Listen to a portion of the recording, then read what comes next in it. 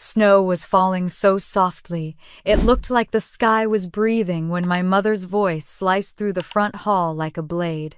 "Don't you dare track snow in here, God, Elena. Can't you do anything right?" Her words cracked louder than the wind outside, ricocheting off the polished entryway of the Newport Coast mansion I'd worked my whole life to build. I stood in the doorway with my daughter's tiny hand wrapped in mine, the warmth of her palm trembling. The wreath on the door still swung behind us, pine needles shivering from the force of my mother yanking it open. My father appeared in the hallway, his jaw locked, the familiar look of disappointment hardening his face. "You're late," he barked. "We said 5, not 5:30. His eyes dropped to Lily. "And you brought her?" For a heartbeat, the entire house went silent except for the crackle of the fireplace. The chandeliers glowed with the kind of warmth that looked like home but felt nothing like it. My heart climbed into my throat. I squeezed Lily's hand, bracing for the storm that always came next, the storm I'd foolishly hoped might never return. My mother stepped aside, but only far enough for Lily to slip in. "Not for me." "Come on," she said sharply. "Dinner's getting cold." I waited for the softness I knew wouldn't come. It didn't. It never did. The smell of roasted rosemary chicken drifted through the dining room, a scent that once meant comfort, but now only reminded me how easy it was for them to stage perfection for guests while letting their cruelty bloom in private. I helped Lily out of her coat and smoothed her hair before she ran toward the Christmas tree, tall, glittering, flawless. She stopped just inches away, hands hovering over an ornament shaped like a crystal snowflake. "Don't touch," my mother snapped from across the table without even turning. "Those are expensive. I don't want fingerprints on them." Lily froze. She looked back at me with wide brown eyes. I forced a smile that didn't reach my own. "It's okay, honey," I whispered. "Just look with your eyes." My father took his seat at the head of the table, settling into his throne with the same entitlement he'd worn all his life. My siblings arrived seconds later, my sister Victoria draped in designer silk, my brother-in-law Elijah checking his watch like he had somewhere more important to be, Grace, the youngest, juggling her phone, and a latte she didn't bother hiding inside the house rules. Victoria eyed me from across the table and smiled without warmth. "Well, Seattle must be treating you," modestly. Her gaze dipped to my shoes, the simple black pair I'd chosen, because comfort mattered more than image these days. But I guess that makes sense. Raising a kid alone must be expensive. I pulled out a chair for Lily and helped her sit. "We're doing fine," Elijah snorted. "Right, with your little computer gig." My mother clasped her hands together as she took her place. "Well, she tries," she said with a sigh. "That's what matters." The way she said tries like a pat on the head for a dog who almost did a trick hit harder than I wanted it to. I took my seat quietly, willing my heartbeat to slow. They still didn't know. They didn't know that the mortgage on their remodeled home, the tuition for Grace's 3 children, the new sedan my father bragged about at his golf club, all of it came from me. From Lighthouse Systems. From the company they never believed in, and still thought was a little tech job. They didn't know they sat on comfort built from my exhaustion. But I wasn't here to reveal anything. I wasn't here to fight. I was here because Lily had asked if she had grandparents, and I wanted just once to try to give her something resembling a family holiday.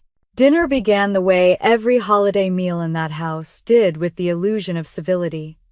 My mother served plates with a grace that would fool anyone who didn't grow up watching her shatter that grace behind closed doors. My father carved the chicken like he was hosting a televised cooking show. Victoria and Elijah filled the air with stories about their vacations, shopping sprees, and spa memberships without once asking about my life. Grace leaned over the table. "So, Elena, still doing computers?" I nodded. "Cybersecurity. We expanded." "Oh, that reminds me," Victoria cut in. "Did I tell you? Our mysterious family sponsor increased their support again this month. 8,000. Isn't that something?" My mother beamed. "An absolute blessing from above." My father lifted his glass. "To generous strangers who know the value of family." I almost choked on my own breath. Lily swung her legs under the chair and whispered to me, "Mama." "What's a sponsor?" I brushed her cheek. "Someone who helps," and then louder so only she could hear, "but not someone we owe." As dessert plates were cleared, the atmosphere began its familiar suffocating shift. My father leaned back in his chair. His eyes narrowed at me the same way they used to before a lecture, so he said, "What exactly do you do again?" "Something with data." "Right," I answered evenly. "I run Lighthouse Systems. We build cybersecurity." He waved a hand. "No need to exaggerate. We all know it's just a small operation." Victoria laughed softly. "Dad, don't be mean. She's trying. Mean. Trying." The words scraped something old inside me. "It's going well," I said quietly. "Better than before." "Good," my mother said. "Maybe one day you'll have something real." "Something real?" My hands tightened around my napkin. Lily tapped my arm. "Mama, can I have more whipped cream?" "You can," I said, forcing cheer. "But only if Grandma says it's okay."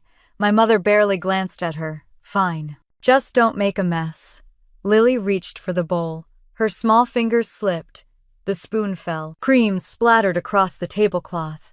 It happened in an instant.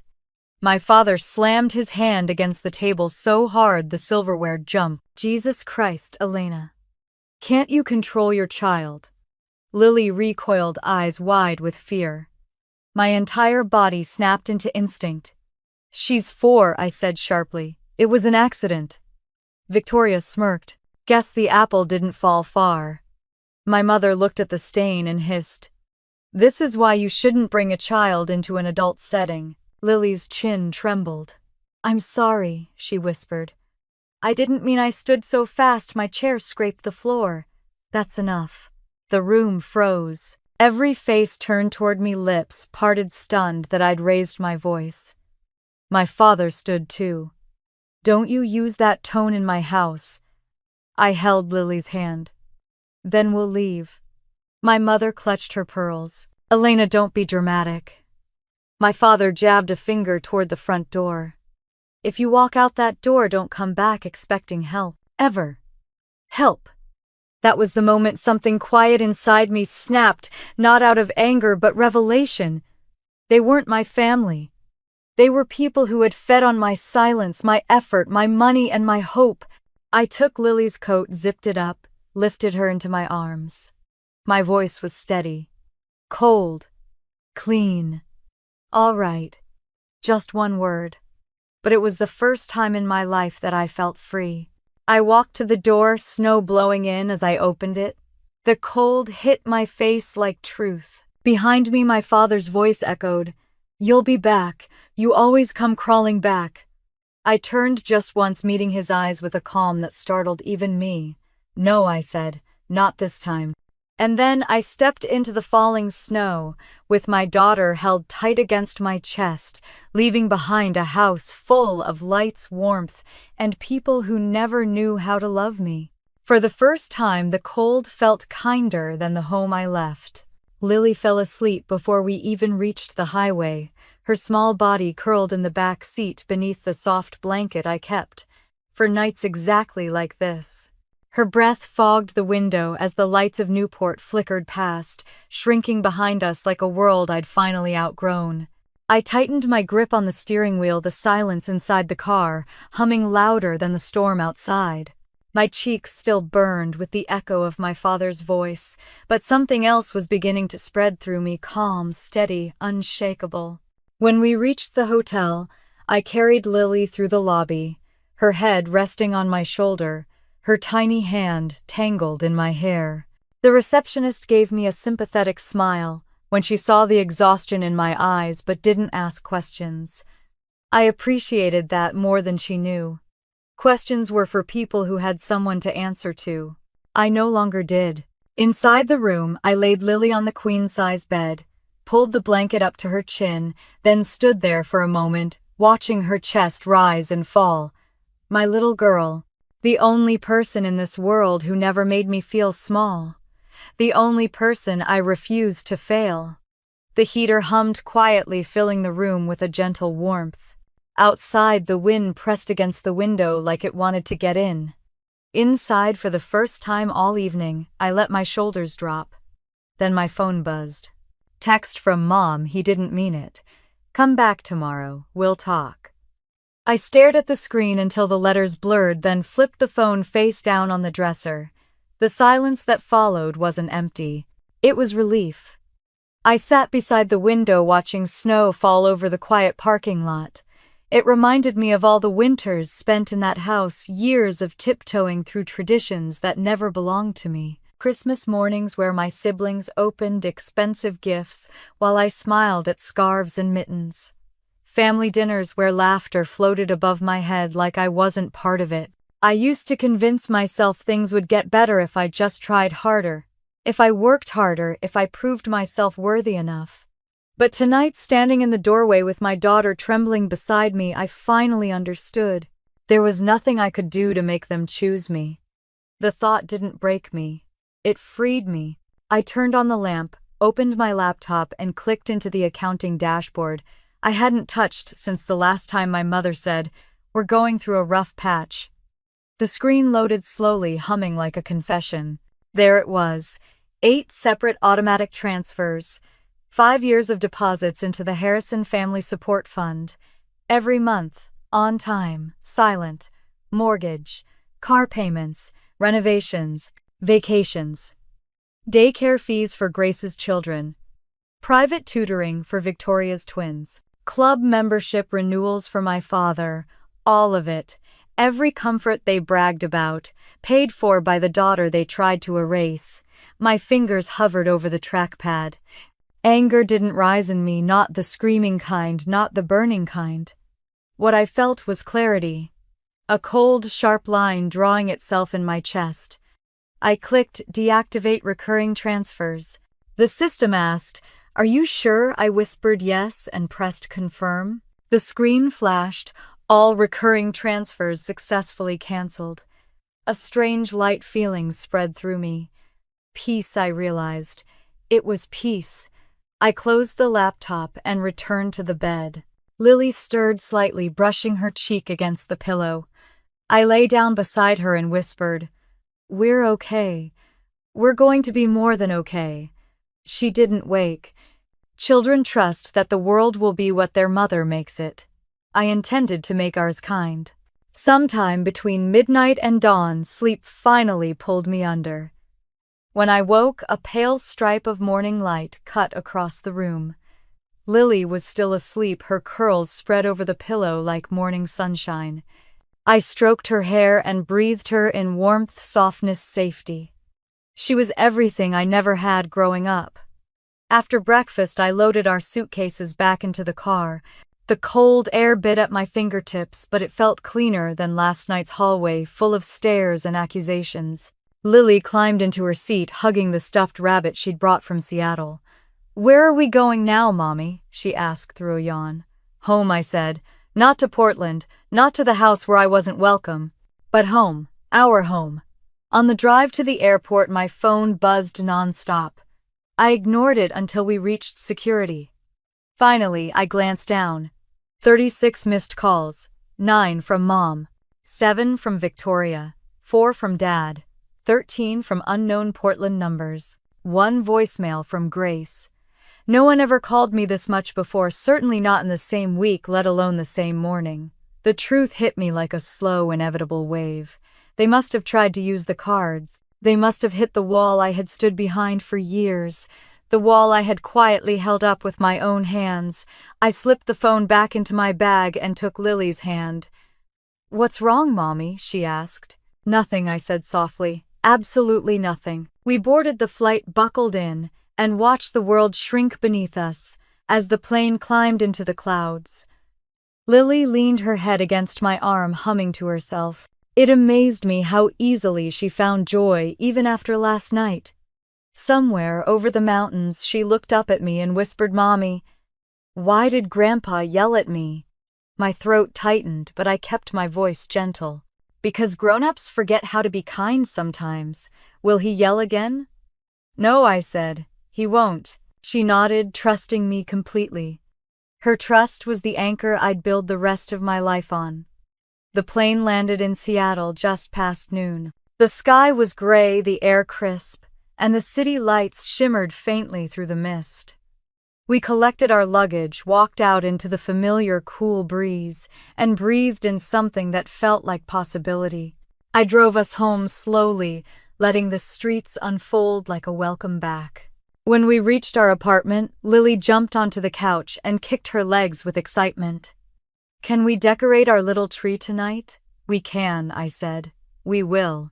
After setting her up with markers and paper ornaments, I sat at the dining table with my laptop. The system dashboard blinked awake. The numbers didn't lie. Neither did the silence from my family that morning. They'd learned the truth without ever knowing my name was attached to it. They discovered the edge of their comfort. They'd learned what life looks like when a woman stops holding the world together for them. I closed the laptop slowly, letting the moment settle over me like a soft blanket. I wasn't angry. I wasn't triumphant. I was done. "Mommy, look," Lily waved a paper star she'd cut out. I smiled, pulling her into my lap. This tiny apartment, this little girl, this quiet life was worth more than every apology my family would never give. "We're home," I whispered into her hair. "We're finally home." Lily fell asleep early that night, curled against my side as the soft glow of our little Christmas tree flickered across the living room walls. I watched her chest rise and fall steady and peaceful, while the chaos I'd left behind buzzed silently inside my phone. I hadn't checked the screen once since boarding the plane, but now I could feel the unanswered messages humming like distant thunder. I didn't reach for it. Not yet. Instead, I carried Lily to bed, tucked her beneath her favorite quilt, then stood in the doorway for a long moment, letting the quiet soak into me. When I finally sat down on the couch, the phone lay face down on the coffee table, as if it already knew I didn't want what waited inside it. Still, I picked it up. The notifications lit up the screen like an alarm. 66 missed calls, 21 voicemails, 13 desperate texts. I took a slow breath and opened the first voicemail. My mother's voice burst through the speaker, frantic and too quick, as if she'd run up a flight of stairs. "Hazel, call me immediately. It's important. Your father's furious and just call me." I deleted it. The next voicemail was from Victoria, sounding irritated, not worried, not apologetic, just annoyed. "Hazel, what is going on, Dad?" said his card declined. "Mine too. Call Mom. She's panicking. Delete." Another one from Dad. "Your mother thinks this is your doing. Fix it. Now. Delete." I leaned back, letting the phone drop onto my lap. The old me would have cried. The old me would have apologized without knowing for what. The old me would have driven all the way back to Portland in a storm to make sure no one was upset with her. But that version of myself had been buried in last night's snow. I opened the banking portal again, just to be sure. Every transfer was still canceled. Every account I'd once propped up was frozen in its comfort. Their panic wasn't my responsibility. Not anymore. My laptop chimed with a notification, an automated report from my CFO about year-end projections. I opened the document and rows of numbers filled the screen. Projected revenue $480 million annually. Company valuation $48 million confirmed. New contracts pending: HarborTech, Argonne Labs, Fidelity West. Just reading it steadied me. Lunadyne wasn't luck. It wasn't inheritance. It wasn't a gift someone handed down to me. It was built from nights like last nights where I was alone, scared, determined, writing code in a tiny apartment while Lily slept beside me. Every keystroke was a rebellion. Every breakthrough was an escape. And my family had benefited from all of it without knowing, without appreciating, without ever caring who their stability came from. I closed the file and shut the laptop. The glow of the Christmas tree reflected in the dark screen like a second, smaller galaxy. My phone buzzed again. This time, a text from my mother. "Your father is sick with stress. Are you happy? Call me." I laughed softly. Not because it was funny, but because of how painfully predictable it all was. The blame, the manipulation, the guilt, packaged neatly in a single sentence. My childhood trapped inside punctuation. I blocked her number, then Dad's, then Victoria's, then Grace's, then my father's office line, then the landline at my childhood home. When the list was complete, silence filled the room like warm water. I stood and walked to the window. Outside, the city lights shimmered through a thin veil of mist. Cars passed below their headlights, brushing over the pavement like fleeting ghosts. I wrapped my arms around myself and stared into the night. Then my phone buzzed one more time. Unknown number. I almost ignored it until another message followed. Hazel. It's me, Sam. My breath caught. Sam McCarthy. My college roommate. My once best friend. The one I'd trusted when Lily was born. The one who had stood beside me long before I built Lunadyne. And the one I had pushed away after my marriage collapsed, afraid she'd see me break. I opened her message. I saw you posted from Seattle. I'm here for the holidays too. Are you okay? If you need anything, call me. For the first time since walking out of my parents' house, something inside me loosened. A tiny knot of tension at the base of my ribs unraveled. Maybe I wasn't as alone as I'd convinced myself I needed to be. Before I could reply, another message came. I'm actually at the Harbor District Cafe. If you're awake, I'd love to see you. I stared at the screen, thumb hovering. I could say no. I could close the curtains, finish decorating with Lily, pretend nothing had happened. But something about Sam's message, gentle, familiar, warm, pulled at a corner of my heart I hadn't touched in years. I typed back, "Give me 20 minutes." I grabbed my coat, slipped on my boots, and stepped out into the cold night. The air bit at my cheeks, but it felt clean, bracing, almost invigorating. Seattle's winter streets shimmered with rain-washed reflections from the neon signs. As I walked, I realized I wasn't trembling anymore. The cold made me sharper, not smaller. The cafe sat on a corner overlooking the harbor, its windows glowing amber like a promise of warmth. I pushed the door open and the chime jingled softly. There she was. Sam stood near the counter wearing the same messy bun she'd worn in college and the same soft smile that used to anchor me through exams, breakups, and all-nighters. When her eyes met mine, she gasped softly. Hazel. In 2 steps, she was hugging me, wrapping her arms around me in a way I hadn't felt in years, familiar, steady grounding.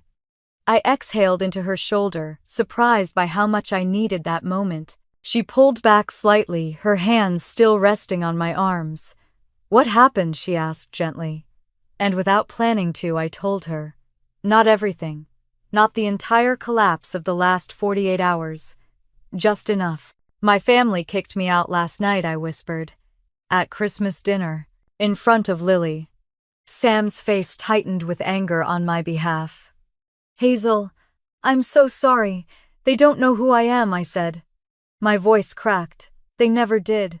We sat down at a corner table, 2 mugs of hot chocolate steaming between us. Sam listened without interrupting. She always had. I told her about the shouting, the humiliation, the cold walk to the car, about Lily crying, about freezing the accounts, about the missed calls. When I finished, she let out a slow breath.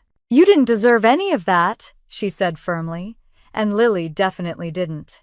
"No," I said, "we didn't." And Hazel, she leaned closer.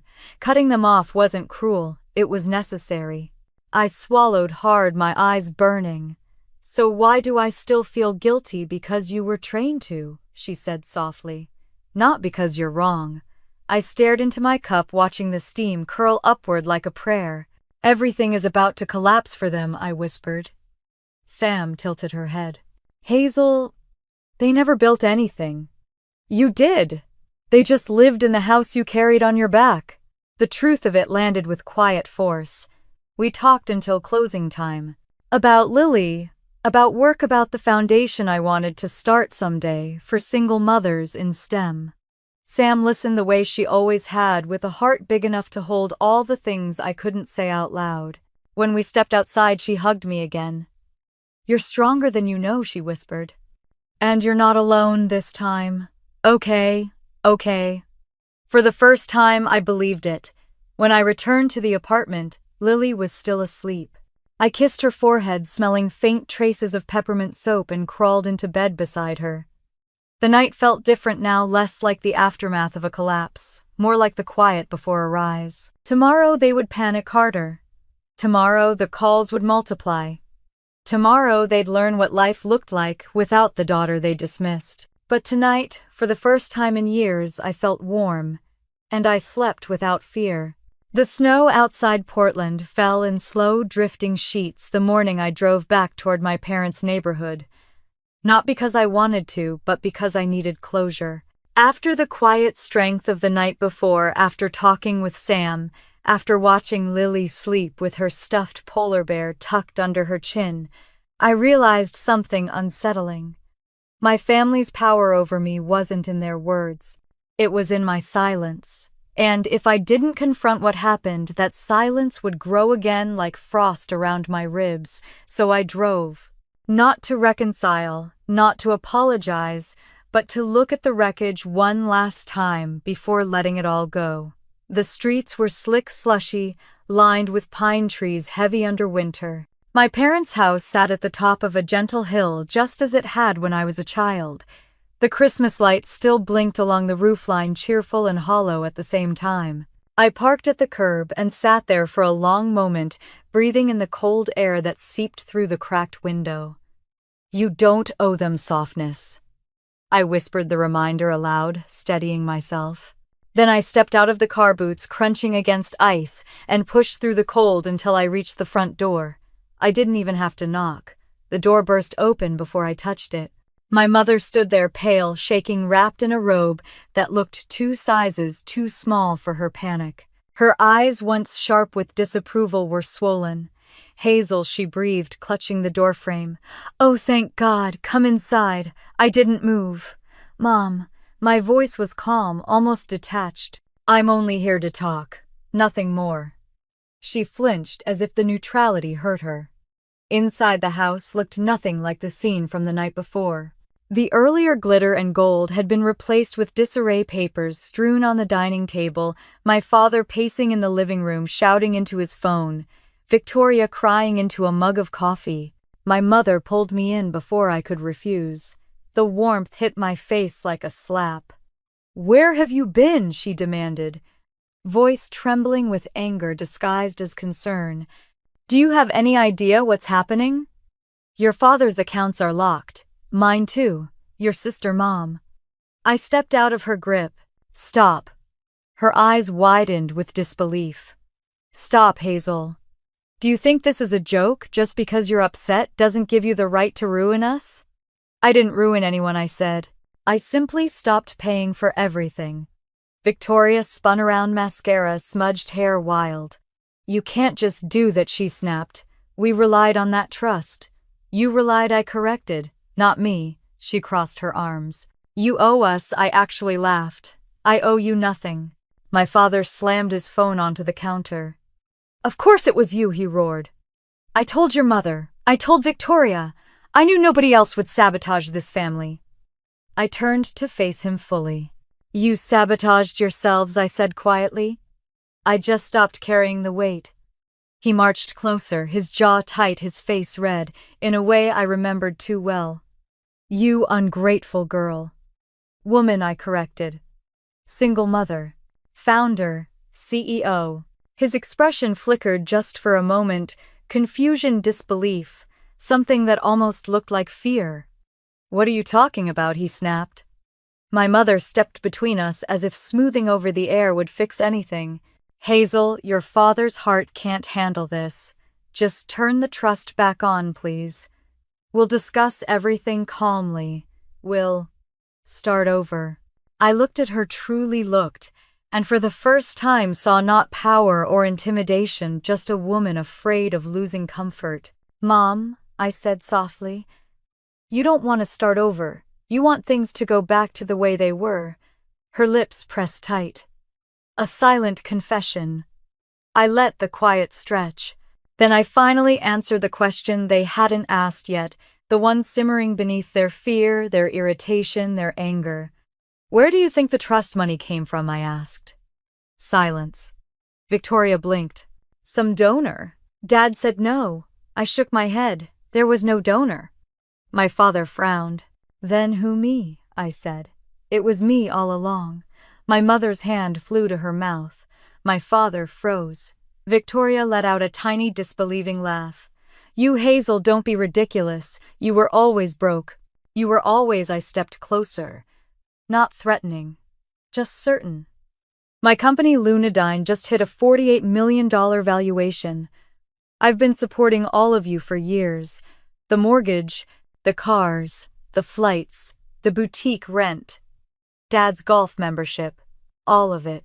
My father's face crumpled like he'd been slapped. "You," he whispered, breath shaky. "You're lying." "I have no reason to lie," I replied. "But you have every reason to doubt me. You always have." My mother staggered backward, gripping a chair. "How could you keep something like that from us?" I laughed softly. "Mom, you never wanted to hear anything about my life. Not the good, not the bad. Only the parts that made you feel superior." Victoria shoved a strand of hair behind her ear, pacing in frantic circles. "This isn't real," she muttered. "It can't be. If you were rich, if you had a tech company, you would have told us."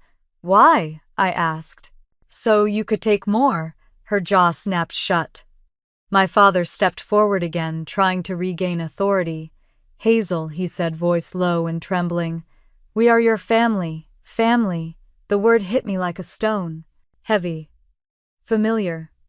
Wrong. "Family doesn't treat me like a burden," I said. "Family doesn't humiliate me at Christmas dinner.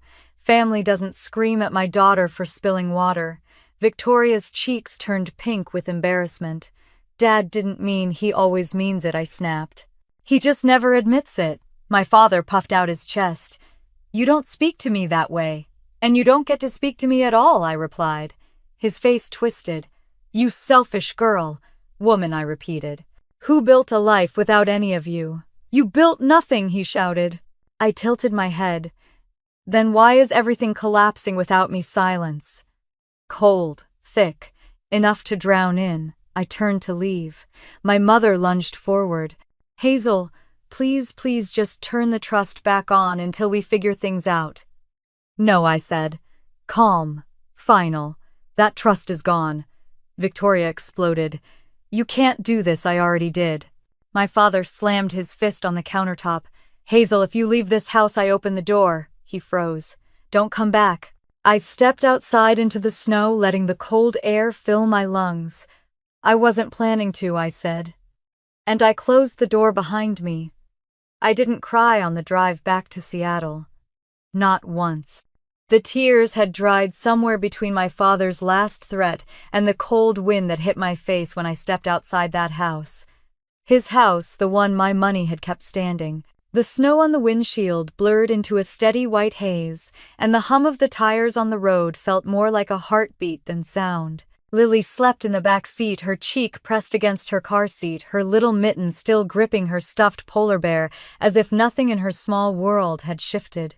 But mine had. Something inside me had snapped clean apart quietly, almost politely, and I knew I would never fit back into the shape they wanted again. By the time we reached Seattle, the storm had followed us. The streets were slick, the skyline blurred with fog, and the streetlights glowed faintly through the falling snow.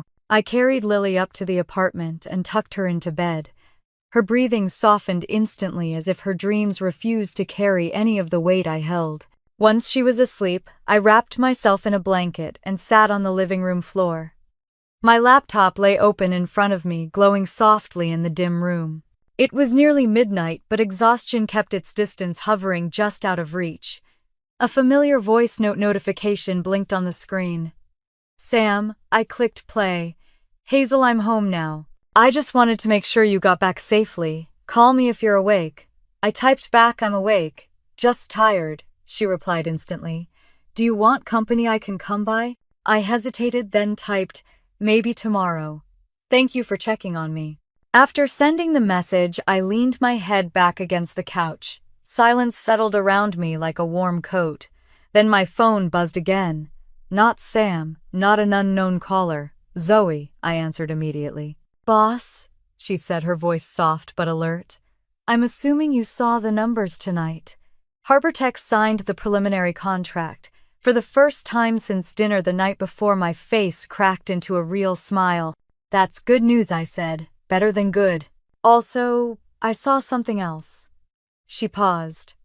Your father tried to call the company line. Twice. Of course he did. He wants answers, she added. Should I continue blocking the calls? Yes, I said. And if any of them try emailing the corporate account, forward the messages to legal. You got it. Zoe hesitated again. How are you feeling, really? I let out a long, uneven exhale. Free, I said, in a way I haven't felt in years. Good, she whispered. You deserve that. After the call ended, I curled the blanket tighter around myself and opened a different set of documents, the ones I had avoided for months. The proposal for the new Women in Tech initiative, notes for a scholarship program, drafts for a resource center for single mothers. Ideas I had filed away under someday because family obligations had carved holes in my time, my energy, my belief in myself. Not anymore. I began to type, and I didn't stop until the clock neared 3 in the morning. When I finally crawled into bed beside Lily, the ache in my chest felt lighter. Not healed, not yet, but hollowed out enough for something new to grow. The next morning, sunlight spilled across the apartment through cracks in the curtains. Lily padded into my room with sleepy eyes and bed-tangled curls. Mommy, she whispered, can we go get pancakes? Her voice was soft and hopeful. Yes, I said instantly, let's go. She smiled, the kind of smile that made every crack inside me seal itself for a moment. After breakfast, we walked to the harbor where seagulls swooped low and the water lapped against the docks. The city felt calmer today, as if it sensed I needed air instead of noise.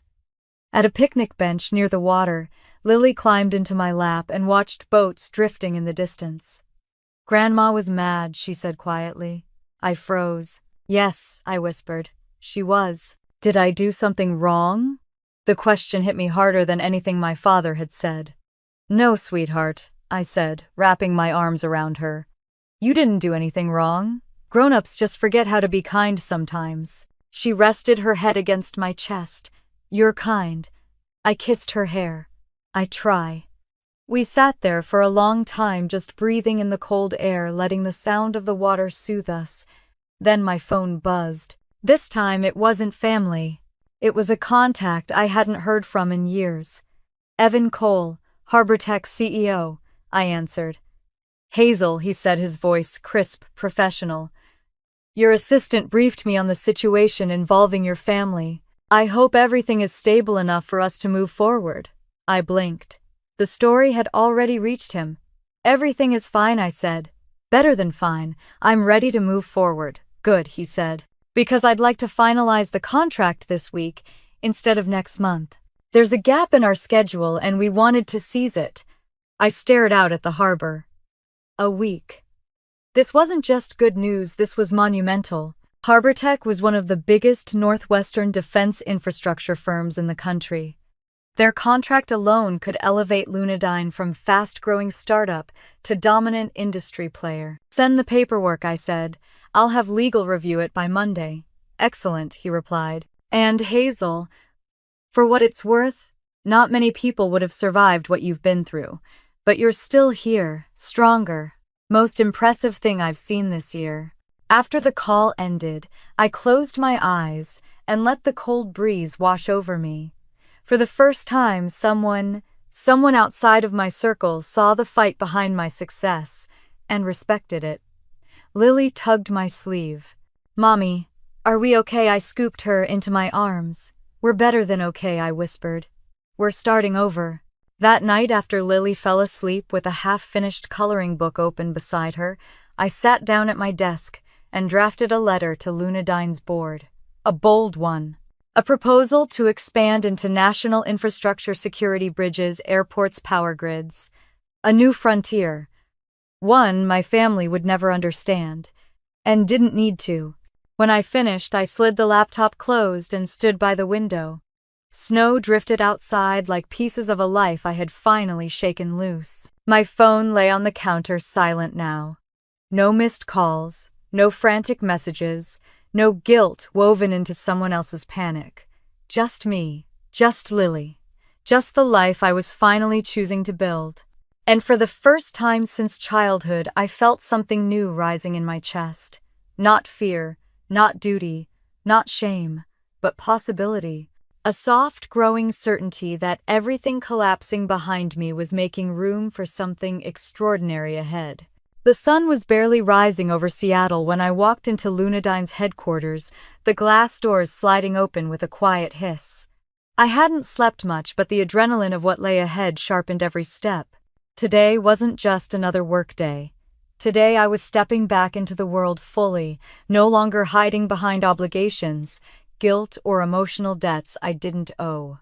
My heels clicked against polished concrete as I made my way through the lobby. The enormous digital display on the far wall pulsed with glowing data streams our signature aesthetic. I paused for a moment, watching the lines of code dance across the screen. I had built this, every line, every algorithm, every choice, and now there was nothing left dimming that truth. "Morning, Hazel," one of the receptionists called, offering a warm smile. "Morning," I said, returning it with one of my own that actually felt genuine. The elevator ride to the top floor was fast and silent. The moment the doors opened, Zoe appeared, hair in a tight bun, tablet in hand, coffee in the other. She thrust the cup toward me with a kind of urgency reserved for emergencies. "You're going to need this," she announced. "That bad already?" I asked, taking a sip. "Oh yes," she said, falling into step beside me as I walked toward my office.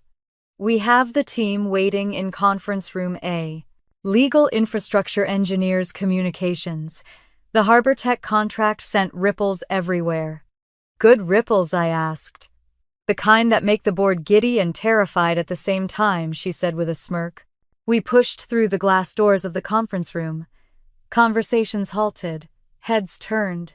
My team, engineers, analysts, executives, straightened like soldiers awaiting instructions. "Good morning," I said, setting my coffee on the table. "Let's get started." A dozen laptops flipped open. A dozen minds focused. A dozen lives tied to a company that no longer felt like an escape for me, but a home I had built with intention and grit. "First," I said, taking my seat at the head of the table, "we're expediting the Harbor Tech partnership. They want the full onboarding done within a week." A murmur swept through the room. "That's ambitious," my head engineer Matteo said. "But not impossible." I nodded. "Good, because we're doing it." Zoe tapped her tablet. "I drafted a revised rollout schedule based on the new timeline." "Send it," I said, "and have legal flag any contract updates for my approval." The meeting rolled from one agenda item to the next: security testing protocols, personnel assignments, integration tools, infrastructural risk assessments. My voice was steady, decisive, unhindered by second-guessing or fear. My mind moved swiftly the way it always did when I felt fully in control. No noise from outside, no guilt from within, just clarity. Halfway through the meeting, the conference room phone lit up, the external line. Zoe shot me a wary glance. "Let it ring," I said. But a moment later, her tablet vibrated. She looked down and froze. "What is it?" I asked. She swallowed. "Your sister. She left a voicemail on the corporate line." I sighed. "Play it." She hesitated, then pressed the speaker. Victoria's voice blasted through the room. "Hazel, what are you doing? Dad is losing it. Mom won't stop crying. You can't just disappear. The trust is empty. Do you know what that means? We can't cover anything. Call me back. Fix this." The message ended abruptly. Silence filled the table. My team stared at me, their expressions a mix of discomfort, confusion, and something like protective loyalty. I exhaled.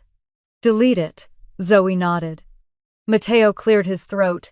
"Do you want a moment?" "No," I said. "Let's continue." And we did. Because my family's crisis was no longer my crisis. Their chaos was no longer my obligation. Their expectations were no longer my burden.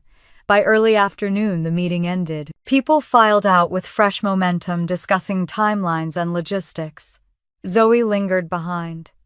"You handled that well," she said quietly. "I'm done letting them derail my life." She nodded slowly.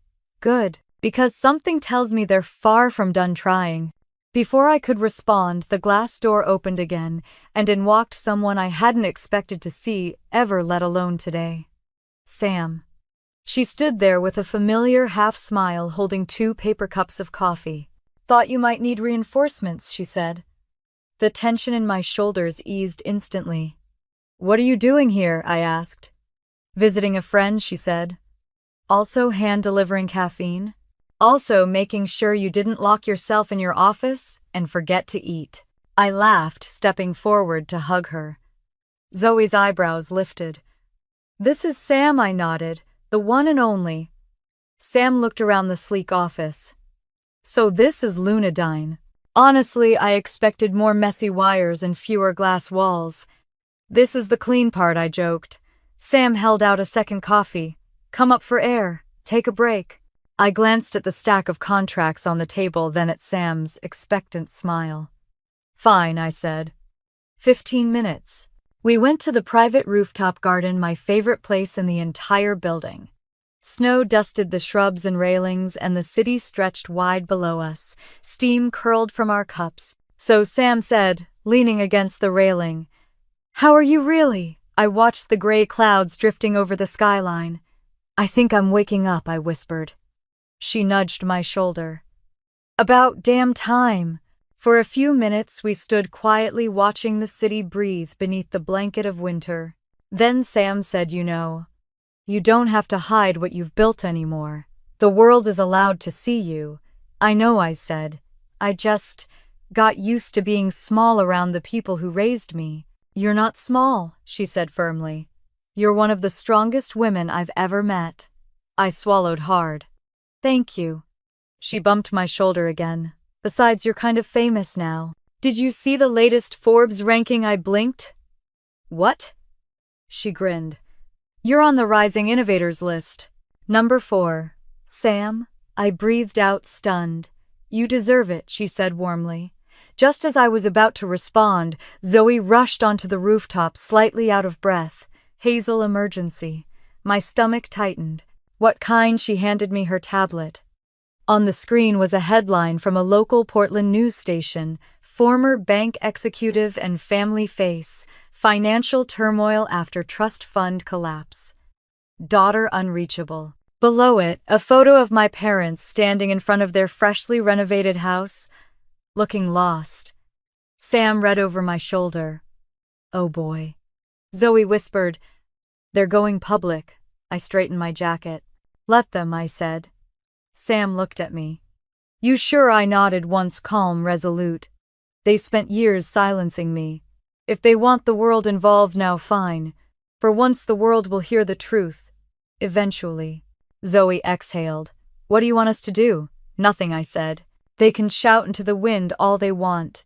I'm done." Sam squeezed my arm. "Good. Because you have bigger things ahead." I looked out at the city, my city alive beneath winter's quiet grip, and I realized she was right. Something bigger was coming. Something that belonged entirely to me. And not even my family's implosion would stop me from walking toward it. The house in Newport Coast was still dark when I arrived, the automatic gates sliding open with their usual soft mechanical sigh. I hadn't planned on coming here so soon, but something inside me, a small, steady voice I'd ignored for years, kept pushing until I found myself on the Pacific Coast Highway headlights, cutting through the early morning fog. The moment the gates closed behind me, the world outside seemed to vanish. The palm trees lining the driveway swayed in the breeze, their shadows stretching across the stone path like long, dark fingers. The ocean crashed steadily beyond the cliffs, a deep rhythm that always reminded me of strength I hadn't known I possessed. I parked near the front entrance, stepped out, and breathed in the salt, sweet morning air. This house wasn't just a home. It was the first thing I had ever built entirely for myself. Motion lights flickered on as I walked inside. The foyer glowed a warm gold, the marble floors reflecting faint threads of sunrise. In the silence, I could hear my own breathing. Slow, controlled, steady. I set my bags down and wandered into the living room where the floor-to-ceiling windows overlooked the ocean. Dawn was breaking in thin streaks of coral and soft tangerines stretching across the water like a promise. For the first time in years, I didn't feel small. I didn't feel alone. I didn't feel trapped in anyone else's idea of who I should be. My phone buzzed in my pocket, breaking the quiet. I didn't need to check to know who it was. I ignored it and walked toward the balcony.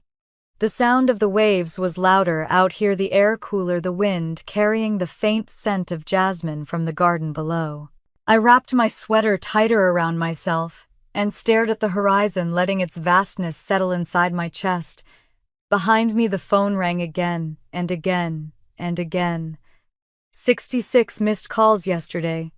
32 more this morning already. I finally looked down at the screen, not to answer but to see how desperate they'd become. Mom again. Dad, Victoria, unknown number. Mom again. Voicemail, voicemail, voicemail.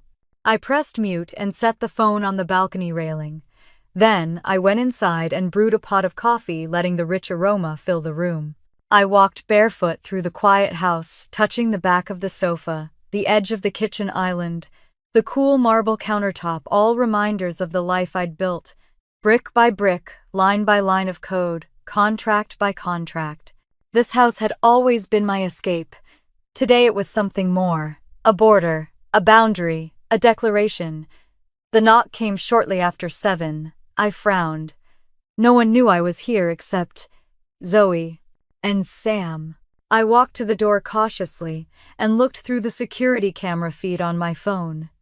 Sam stood outside in a long camel-colored coat, her cheeks flushed from the cold. She looked up at the camera and gave a small, hopeful wave. Relief washed through me. I opened the door. "You drove all the way down here?" I asked. She shrugged. Seattle felt too far today. And besides, she held up a paper bag. I brought scones. I stepped aside. "Come in before you freeze." She walked inside, pausing to take in the space. "Still breathtaking," she said. "You know, for a genius who writes code all day, you have impeccable taste." I snorted. I Googled everything. We went to the kitchen, and Sam set the bag down, pulling out 2 warm berry scones wrapped in parchment. She handed me one, then poured herself coffee while I leaned against the counter. "You left after our talk pretty quickly yesterday," she said gently. "How did the rest of your day go?" I took a bite of the scone to stall answering. When I finally spoke, my voice was calmer than I expected. I went back to their house. Sam froze cup halfway to her lips. And they did exactly what I thought they'd do." She set her cup down. "Hazel, I'm not upset," I said. "Not anymore. I just needed to see it clearly." Sam reached out, resting her hand lightly on my arm. "I'm proud of you." The words hit harder than they should have. We sat at the kitchen table, talking through everything. Lily, the confrontation, the chaos, the trust fund, the news articles. Sam listened without judgment, her presence warm and steady, the way it had been when we were 20, when life was simpler but somehow felt heavier. When I finished, she sighed. "They're panicking because they can't survive without you. That's not love, Hazel. That's dependency. I know. And you don't owe them your life. I know that too. But do you believe it?" she asked softly. I looked away. "Almost," I whispered. Sam nodded, understanding without pushing.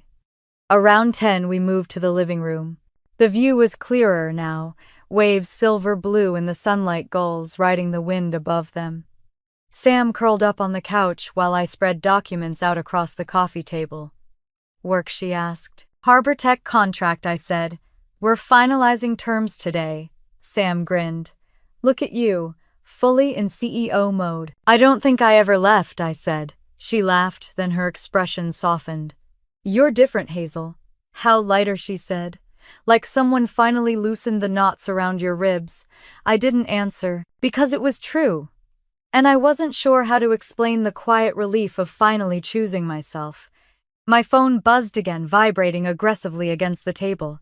I didn't need to look. Sam's eyes flicked to it, then back to me. "Do you want me to throw that into the ocean?" I smiled. Tempting. She reached over, pressed the screen, and gasped. "Wow, they're persistent." "One more day," I murmured. "One more day and they'll realize I'm not coming back." Sam's expression shifted. "You're allowed to change your number, you know. My entire childhood would crumble if I did." She raised an eyebrow. "Maybe that's not a bad thing." Before I could respond, the phone buzzed again, this time with a notification from Zoe. I checked it. Call from Harbor Tech CEO. Contract approval pending. Conference meeting in 20 minutes. I grabbed my laptop. Time to work. Sam stood. "I'll make more coffee. Want company while you negotiate?" "Stay," I said. "Please." She smiled softly. "Always." I settled at the dining table, laptop, open, documents displayed in clean columns. When the meeting began, my tone shifted instantly into professional precision. These were my people, my world, my strength. Negotiations went smoothly. Harbor Tech accepted almost every proposal Lunadyne made. They trusted me. They trusted the company. They trusted the systems I'd built with my own hands. When the final papers were signed electronically, I sat back, breath leaving me in a long exhale. It was done. The biggest contract of Lunadyne's history. A door my family had never even known existed. A world they never believed I could step into. Sam brought a mug of fresh coffee to my side. Well, I smiled, feeling the full weight of what had just happened. "It's official." She let out a delighted laugh. "Hazel, that's incredible." I closed the laptop and leaned back, watching sunlight sparkle across the water. This contract would change everything.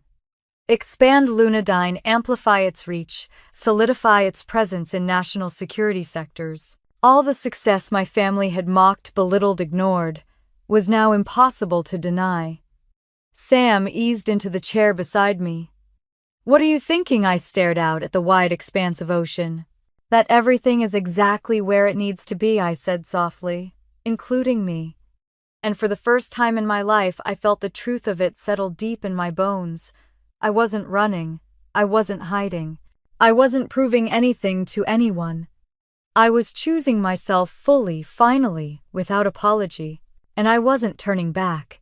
Snow fell in thin, weightless flakes across Newport Coast the morning I took Lily out to the garden behind the house. She ran ahead of me in her pink boots, laughing as her footprints marked the frost-dusted lawn.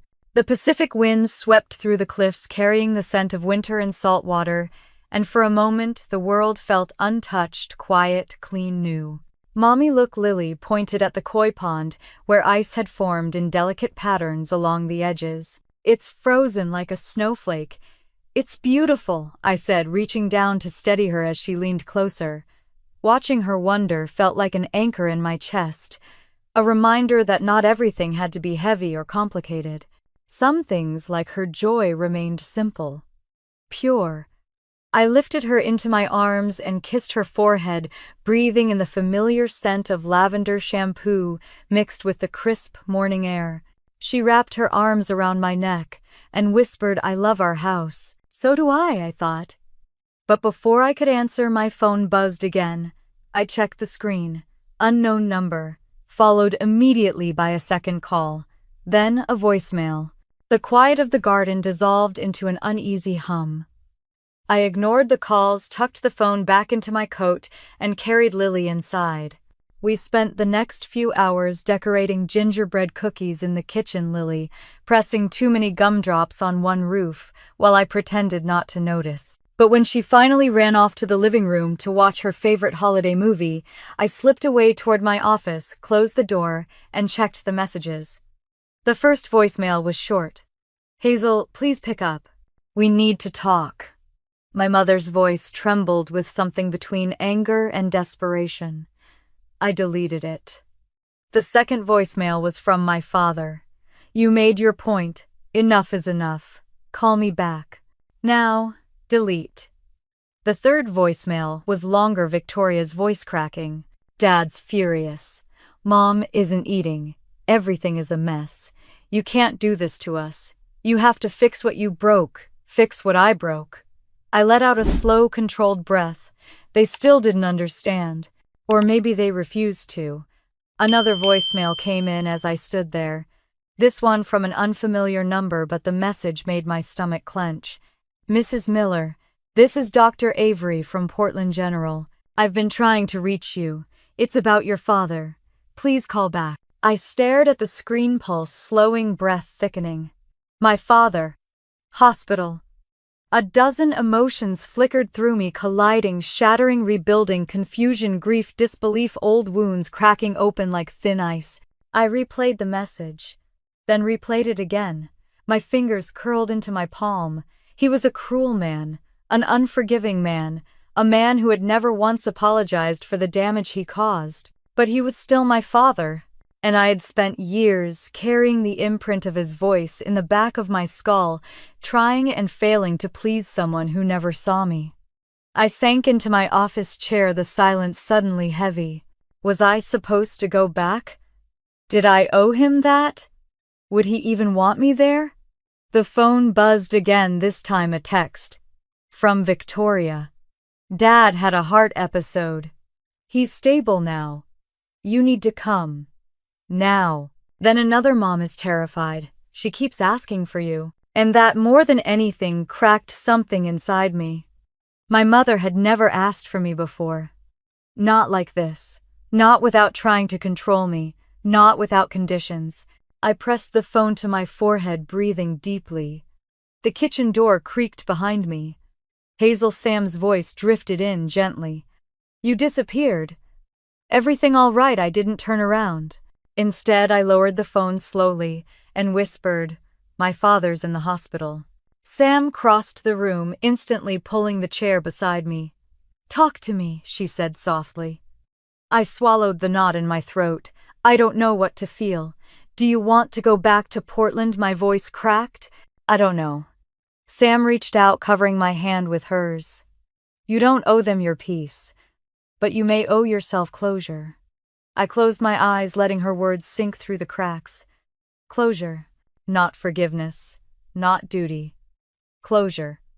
I'm scared, I whispered. If I go back, I'm scared I'll fall into the same patterns, the same guilt. Sam squeezed my hand gently. Hazel, listen to me. You are not the same woman who left that house. You're stronger now. You have your own life, your own home, your own company. You can walk back into that hospital as the woman you are today, not the girl they once controlled. I let the words fill the room. Then Lily's small footsteps pattered against the hallway floor. Mommy, she called. Can we go to the beach, please? Sam looked at me with soft understanding. You go, she said. Clear your head. I'll stay with Lily later if you need to think.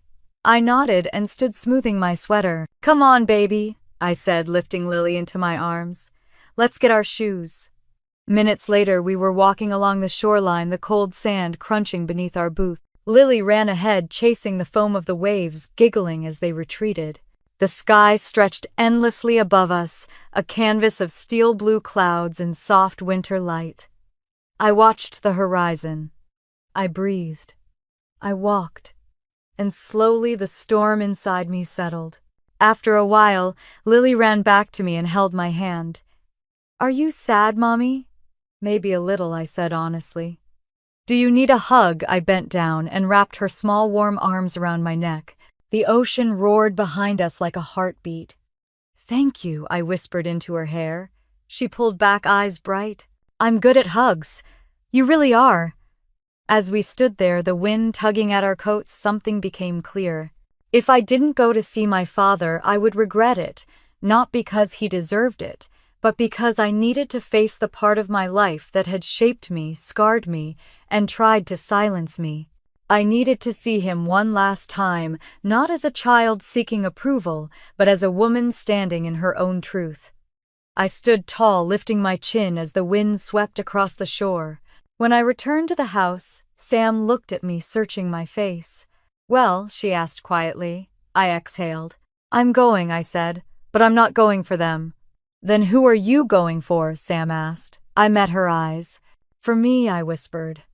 And that was the moment, quiet and steady, when the shift happened. Not because I was returning to my family, but because this time I wasn't going back as their daughter. I was going back as myself. The hospital in Portland was quieter than I expected when I walked in, just after dusk. Lily's small hand curled tightly around mine. Fluorescent lights cast a cold glow over the lobby, and the faint smell of antiseptic floated through the air. My heartbeat thudded steadily in my ears, not frantic, not frightened, just aware. As if my body knew this was a crossing point, a threshold between the woman I had been and the woman I was becoming.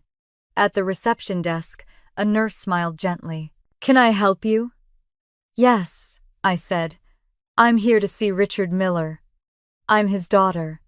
The word daughter tasted strange, like a language I hadn't spoken in years.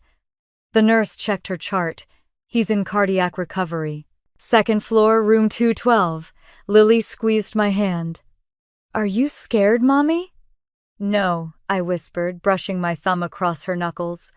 I'm just thinking. We stepped into the elevator, and as the doors closed, I caught a glimpse of my reflection in the mirrored panel. I didn't look like the girl they'd spent years breaking down.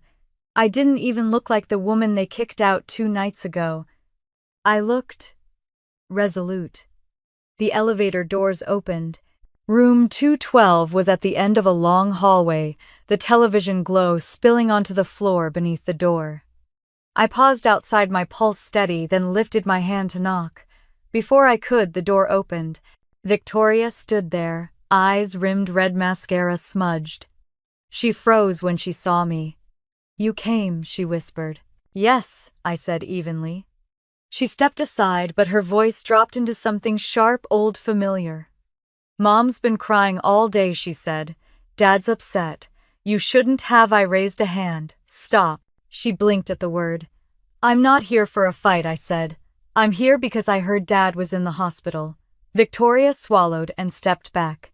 Inside, my mother sat beside the bed, clutching a crumpled tissue. When she looked up and saw me, relief flashed across her features, quickly followed by shame. Hazel, she breathed. Oh, thank God. She stood and rushed forward, stopping just short of touching me. Lily peeked up from behind my leg. My mother's face softened. Hi, sweetheart. Lily lifted a small hand in a timid wave. Then slowly my mother turned to me again. Thank you for coming. I nodded. How is he? Her gaze shifted to the bed. My father lay there, eyes closed, chest rising shallowly beneath the white blanket. Machines hummed softly around him, beeping, monitoring, keeping rhythm. He had a cardiac episode, my mother said. Stress. High blood pressure. The doctors say he needs rest. Stress. I wondered if she knew. I could taste the irony in the word. When his eyes opened, he blinked, confused, then focused on me. He didn't speak at first, just stared, as if trying to decide whether I was real, or whether I belonged here. Finally his voice came out hoarse. You came. I did. Why? I held his gaze unflinching.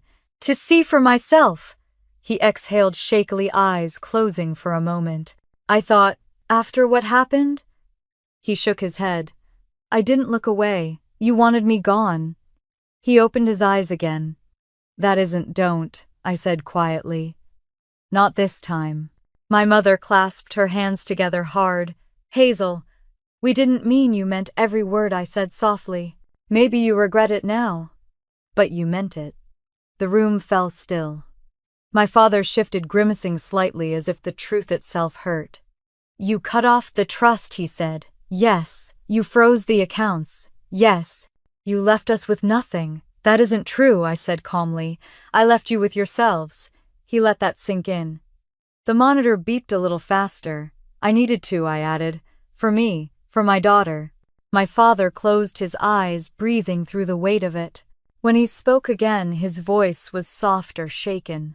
I didn't expect you to walk away. I waited. I didn't expect, he whispered, that you would choose your life over us. because I never had before I said, and that almost destroyed me. My mother took a step toward me. Hazel, you have to understand, we thought you were struggling. We thought you thought I failed, I said. You never once asked how I was managing. You didn't even ask how I supported myself after the divorce. You didn't care. You just assumed I deserved it. Victoria bristled, but she didn't interrupt. My mother's eyes glistened. We worried about you. You worried about the version of me that stayed small, I said. Silence filled every corner of the room. Finally, my father spoke again. You were always different. Harder to read, harder to help, harder to control, I corrected. His jaw tightened. That's not what I meant. But it's what was true. Lily tugged on my hand gently, her voice small. Mommy, I knelt beside her.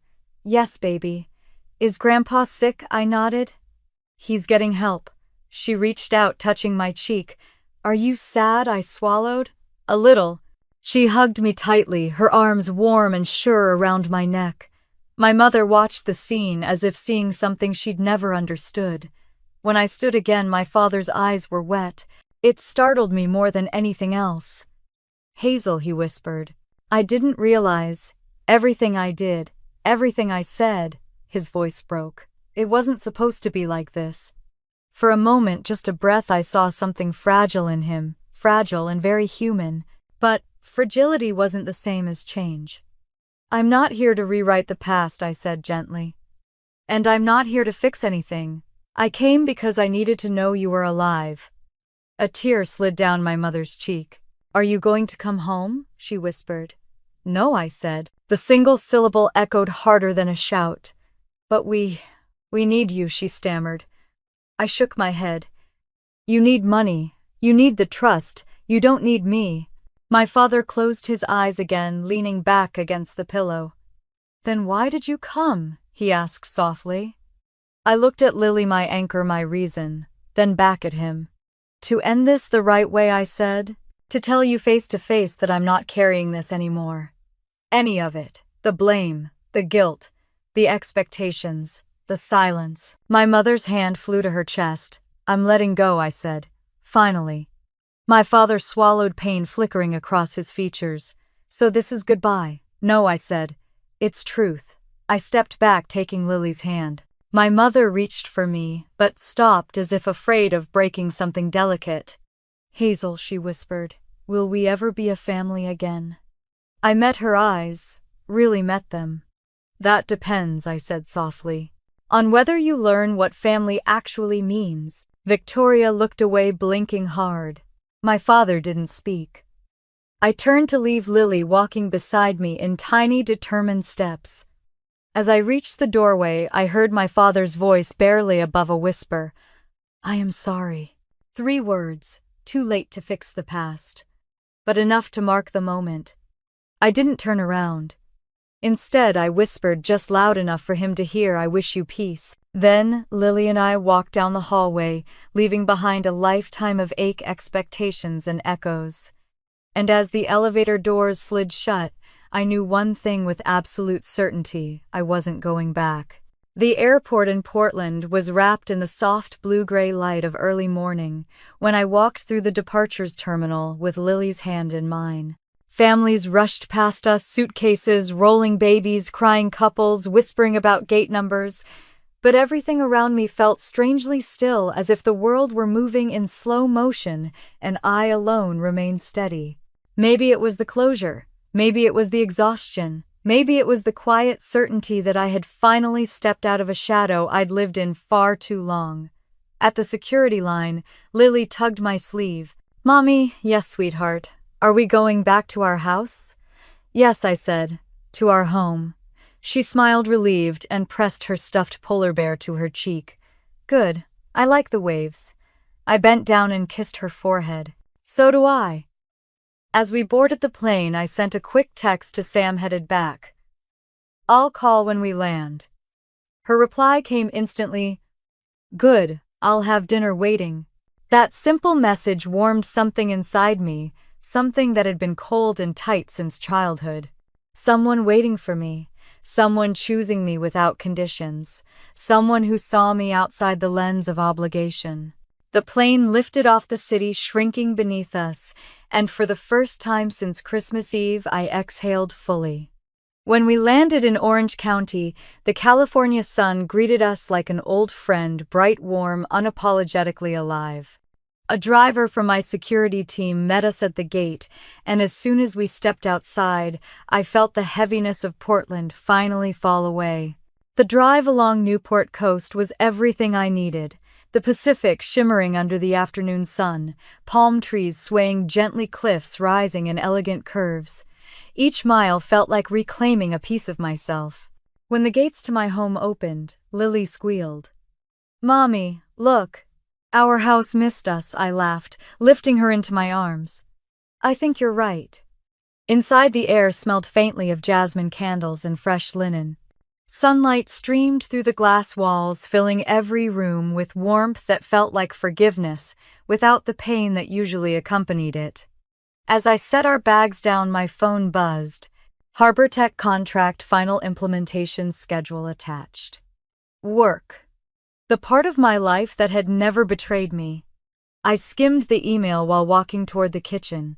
Everything in the contract looked smooth, efficient, perfectly aligned with Lunadine's goals. A wave of pride washed over me, real, grounding pride. "Welcome home." I looked up. Sam stood in the doorway, holding a bag of groceries and wearing an oversized sweater that made her look both soft and confident. Her smile reached her eyes. "You didn't have to cook," I said, touched. She shrugged. "You've been carrying the world for days. The least I can do is carry dinner." Lily ran to her. "Miss Sam." Sam scooped her up effortlessly. "Hey, kiddo. Got you chocolate ice cream for after." Lily gasped. "That's my favorite, I know," Sam said, winking. Then she set Lily down and turned to me. "You look lighter." "I feel lighter," I said. We cooked together something simple: pasta, garlic bread, a salad, the kind of meal real families make without thinking. Lily decorated the table with seashells she'd collected. And when we finally sat down to eat, I felt a warmth I hadn't known since childhood. Halfway through dinner, Sam looked at me thoughtfully. "How did it go?" Seeing him, I set my fork down gently. "It was more complicated than I expected," he apologized. Sam blinked. "Did he really?" "Yes, but it doesn't erase everything. It doesn't fix anything. It just is." "And how do you feel?" "Free," I said softly. "Not healed yet, but free." Sam reached across the table, brushing my hand with her fingertips. "Good. You deserve that." Later that evening, after Lily went to bed and the kitchen was clean, we stepped out onto the balcony. The ocean was dark and deep, moonlight shimmering across the waves like silver thread. I wrapped my sweater tighter around myself. "I don't know what happens next with them," I said. "You don't need to," Sam replied. "You get to choose what happens next." I looked at her profile, the way the wind tugged gently at her hair, the calm in her eyes. "You sound very wise tonight," I said. She smiled. "It's easy to be wise when it's not my family." I let out a soft laugh. Then she asked, "Are you going to rebuild things with them?" I considered my answer carefully. "I don't want revenge," I said slowly. "But I don't want the old relationship either. If there's a future, it has to be different. They have to be different. And if they're not," Sam asked, "then I'll keep living my life. With Lily. With the people who choose me." Sam's eyes softened. "That sounds right." A comfortable silence settled between us as we watched the waves. Then my phone buzzed, another message from HarborTech. Instead of irritation, I felt excitement. "I should review this," I murmured. Sam smirked. "CEO mode activated." "Yes," I said, smiling. "Very much." But before I could turn toward my office, she gently placed a hand on my arm. "Hazel, yes, you're doing great." Something warm bloomed in my chest, unexpected, quiet, tender. "Thank you," I whispered.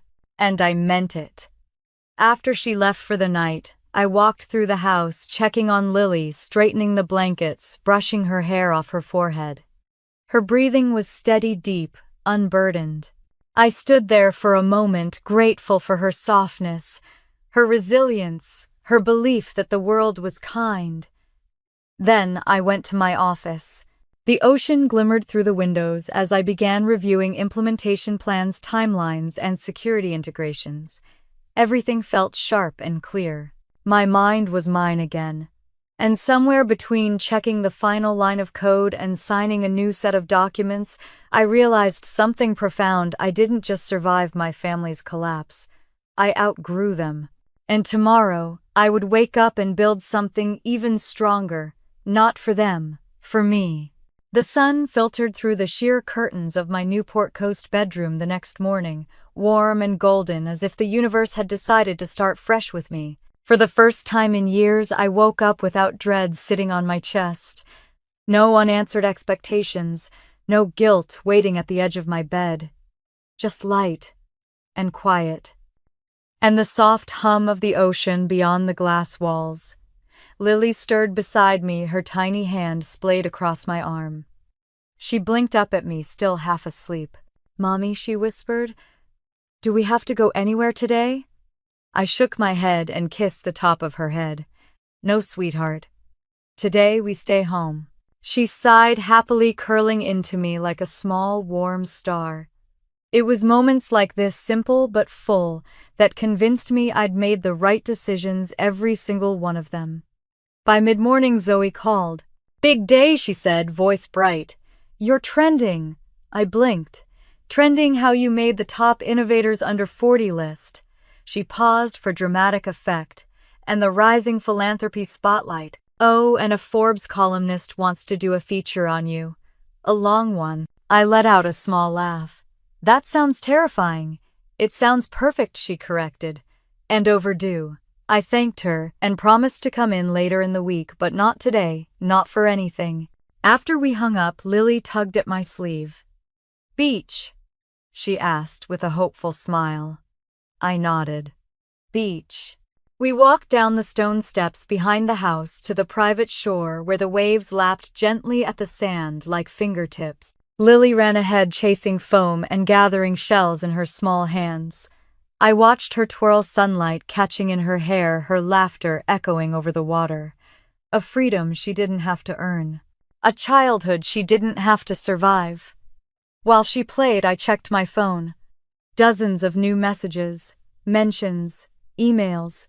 But one notification froze me in place. A donation confirmation from Lunadyne Foundation, $150, 0000. To a Women in Tech Training Initiative. Anonymous contribution. I knew exactly where it came from. Me, from the part of me that no longer needed applause or validation. The part that wanted to lift other women the way no one had ever lifted me. I smiled and locked the phone, letting the Pacific wind carry the moment away. "Mommy, look!" Lily called, running back. "I found a magic rock." It was a piece of sea glass, softened by years of waves, reshaped by time, just like me. We spent the afternoon painting shells in the sunroom. Lily smeared bright pink across every surface within reach, and I didn't stop her. She giggled at every blob of paint, turning mistakes into masterpieces without hesitation. I wished I'd learned that earlier in life. By late afternoon, Sam arrived with iced coffee and a grin. "Is this the official Hazel doesn't owe anyone her time day?" she asked, leaning on the doorframe. "Every day is that day now," I said, handing her a paintbrush. She laughed, settling beside us to paint a tiny blue star on one of Lily's shells. At one point, she nudged my foot gently. "You seem good." "I am," I said, "because of work." "The contract." "No," I said, looking up. "Because I chose peace." Sam's expression softened. "I'm glad." We painted until the sun dipped low, turning the ocean gold. Later, after dinner, we ended up on the rooftop deck, me, Lily, asleep on my lap, and Sam sitting across from me with 2 mugs of cocoa. The sky stretched wide and velvet black above us, constellations glinting like stories waiting to be rewritten. Sam set her mug down. "Can I ask you something, of course? Do you think you'll ever reconcile with them?" My chest tightened, but not in the old way, more like a healed scar stretching where new skin had grown. I don't know, I said. I think if there's ever a future with my family, it won't be because I begged for one. It'll be because they choose to grow. And until then, I looked down at Lily, brushing a curl from her cheek. Until then, I'll teach her the opposite of what I learned. Sam nodded thoughtfully. And what's that? That love doesn't require shrinking, I said softly. That belonging isn't earned through pain. That family is the people who show up, not the people who demand. Sam leaned back, eyes on me, her expression full of something warm and steady. You're going to change the world, Hazel. I shook my head. I just want to change hers, I whispered, looking at my daughter. The wind lifted the hem of my sweater, cool and gentle. Somewhere below us, waves crashed in rhythmic applause. Sam tilted her head. What now? I looked out at the moonlit horizon, at the life I had rebuilt piece by piece on the foundation of my own strength. Now, I said, I build something new, something meaningful, something that has nothing to do with survival. Like what I took a slow, deep breath. The Aurora Initiative, I said. Grants for single moms in tech, training programs, community support, real doors for real women. Sam's eyes lit up. Hazel, that's incredible. It's time, I said. She clinked her mug gently against mine. To new beginnings? To new beginnings, I echoed. Lily stirred in her sleep, her hand reaching instinctively for mine. I held it softly. As the stars shimmered above us, I realized something I hadn't felt in decades. I was exactly where I belonged. Not in the house where I was raised. Not in the echo of someone else's expectations. Not in the tight corners of silence and apology. But here, in the open, in the light, in a life I'd carved with my own hands. And for the first time, I wasn't afraid of the future. I was ready for it. The morning of the Aurora Initiative's launch felt different from any other milestone in my life. Not exhilarating, not overwhelming, just right. The kind of right that settles into your bones, warm and certain, like you finally stepped into the life that had been waiting for you all along. The event hall overlooked the Pacific sunlight shimmering across the water as if celebrating with us. Rows of chairs faced a small stage, decorated with soft white lights, and framed photos of women engineers, coders, young mothers, carrying laptops in one hand and babies in the other. Stories that looked like mine. Stories that deserved more than survival. Lily sat in the front row wearing a pale blue dress and her favorite sparkly shoes, swinging her legs back and forth, her curls bouncing as she waved at me. Her smile gave me strength I didn't know I still needed. Behind her, Sam and Zoe sat together, whispering and laughing quietly, their support a steady hum in the room. A few investors mingled near the back. Former colleagues, journalists, women who had been waiting for something like this. Women who didn't yet know that they already belonged here. As I stepped onto the stage, the room fell quiet, not with expectation, but with openness. I took a breath, deep grounding, and began. When I started Lunadyne, I said, my voice echoing gently across the hall, I didn't imagine I'd one day stand in front of a room like this. For years I built things in silence. I worked alone. I struggled alone. I succeeded alone. A soft murmur rippled across the audience, a shared understanding. But no one succeeds alone, I continued. They survive alone. And survival is not the same as belonging. I paused, letting the weight of those words settle. For a long time I believed that visibility was dangerous, that staying silent was safer, that shrinking would hurt less than standing tall. My gaze drifted to Lily. She smiled up at me, proud and certain in a way I had never been at her age. But then I had someone watching me, I said softly. Someone who deserved a mother who wasn't afraid to take up space. A quiet laugh, a few nods, a few tears. And today I said we're opening the doors for women who've been told they don't belong. Women who have been underestimated, dismissed, overlooked. Women who have ideas, potential, courage, and no one offering them a seat at the table. I gestured toward the banner behind me. The Aurora Initiative is more than a program. It's a beginning, a promise. A reminder that dawn always comes, no matter how long the night has been. Warm applause filled the room. Not loud, not frantic, just real, I continued.